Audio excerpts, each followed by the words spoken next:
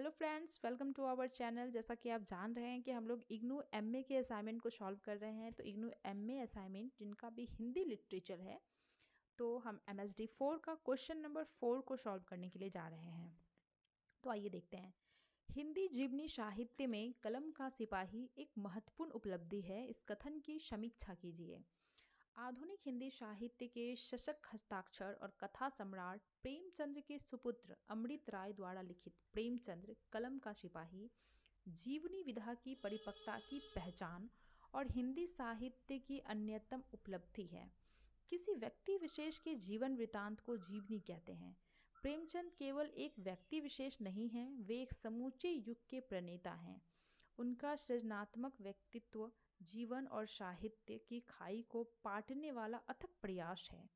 प्रेमचंद के अनुसार साहित्य की सार्थकता उसके मानव समाज से जुड़े रहने में ही है। कलम का सिपाही की उपलब्धि प्रेमचंद के विराट व्यक्तित्व की अभिव्यक्ति। देखते हैं, प्रेमचंद की सरलता सहज होते हुए भी जटिल है। वह इखड़ी नहीं है, केवल उस व्यक्ति तक सीमित नहीं है।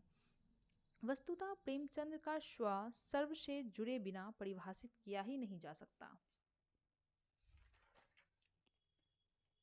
प्रेमचंद की अंतर्द्वंद की अभिव्यक्ति। प्रेमचंद के जीवन चरित्र को उभारने में एक और यदि लेखक ने युग की विस्तृत पृष्ठभूमि को लिया है तो दूसरी ओर छोटे छोटे पारिवारिक प्रसंगों का संयोजन है, जिसमें प्रेमचंद के मानसिक द्वंद्व और आर्थिक परेशानियों की अभिव्यक्ति हुई है। तीसरा पॉइंट है साहित्य के माध्यम से सार्थक प्रयास।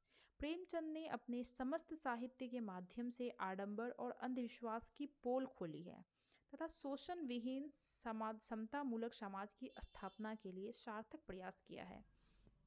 सरस, सहज और सटीक भाषा शैली।